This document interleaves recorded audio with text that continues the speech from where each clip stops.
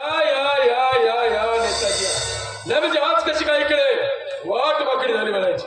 झाली नाही, करावी लागली. आणि हो, तुम्हाला नेताजी का म्हणाला? नाही म्हणजे आजकाल तुम्ही शेतकऱ्यांच्या प्रश्नांवरती पोट तिरकिले काळ वेळ आणि स्थळ न पाहता मोठमोठे आंदोलन करीत असता म्हणे. अरे वा वा वा वा वा म्हणजे येणाऱ्या इलेक्शन मध्ये तुमचा उभं राहण्याचा विचार दिसत आहे. मला तुमच्यासारख्या तोंड टेकल्या गोष्टी करता येत नाही.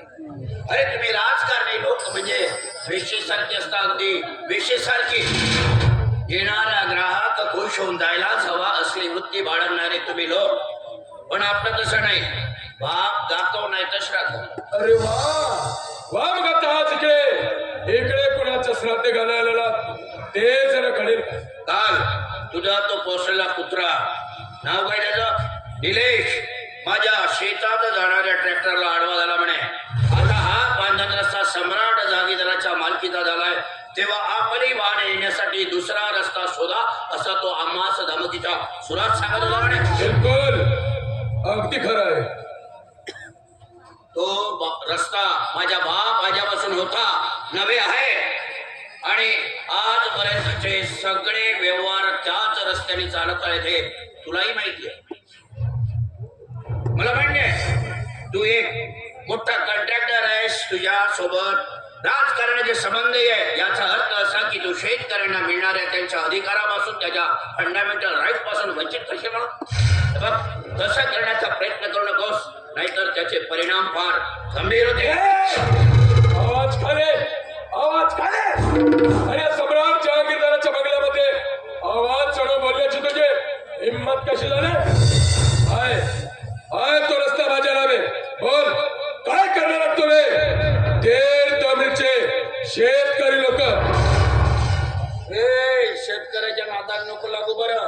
वितरले तर बंडीच्या उभारीवरच होते. आहे ना तो रस्ता तुझ्या नावे आहे ना, तर ठीक आहे. त्याचं काही खरेदी पत्र, विक्री पत्र, रजिस्ट्री, 7/12 काही असेल ना, दाखव. हा अजून तयार व्हायचे. ज्या वेळेस तयार होते त्यावेळेस नक्की दाखवेल मी. आहेच नाही तर का दाखवणार आहे? ठीक आहे. हे बघ, कालच तहसीलदार साहेबांनी तो रस्ता आम्हाला वापरण्यासाठी दिला, हेच सांगण्यासाठी मी इथं आलो आहे. आणि हे घे, तहसीलदार साहेबांनी दिलेलं हे त्यांचं लेखी पत्र.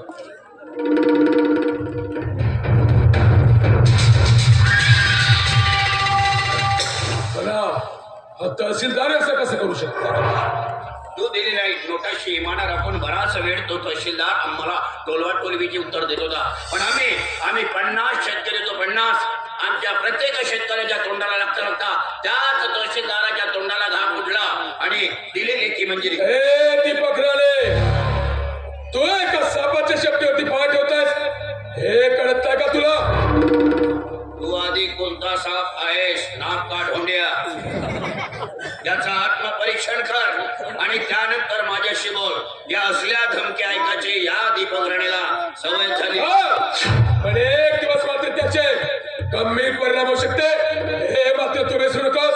बरोबर, आता आलास खऱ्या मुद्द्यावर. कारण त्याचे परिणाम हे फार गंभीर होऊ शकतात. कारण की रश्मी आत्महत्या प्रकरणाची फाईल ही लवकरच उघड होते. रश्मी आत्महत्या प्रकरण, तिने आपल्या पोटातील बाळासह आत्महत्या केली ते याचे तुझा काय संबंध? विसरलास? अरे घरात पैसा यायला लागला तर नाती, रक्त, संबंध सगळे विसरलास? अरे ती रश्मी माझी कोण लागली तुला माहितीये का? अरे ती माझी मामे बहीण होती, मामे बहीण. तिने मरण्यापूर्वी माझ्या आईजवळ ती आपल्या पोटातील बाळासह काय यातना बघत होती तिला सांगितलं. आणि तसं त्याचं टेप रेकॉर्डिंग सुद्धा माझ्याकडे आहे. म्हणून तुला सांगतो, आमच्या शेतकऱ्याच्या बाबतीत गाड्या करणं बंद कर. अरे लुटायचं आहे तुम्हाला तर लुटा. या देशातील काळा पैसा कमावणाऱ्या लोकांना लुटा, 2 नंबरचे पैसे कमावणाऱ्या लोकांना लुटा. पण आधीच निसर्गाच्या चक्रात सापडलेला माझा शेतकरी बांधव, त्यांना मिळणाऱ्या शासनाच्या योजना तरी त्यांना मिळू द्या आणि तेवढं पुण्य आपल्या पदरात पाडा. म्हणून सांगतो, याच्या समोर जर आमच्या शेतकऱ्याच्या बाबतीत जर तू काड्या केलास तर लवकरच कोर्टाचा समज तुझ्या घरी पाठवेल.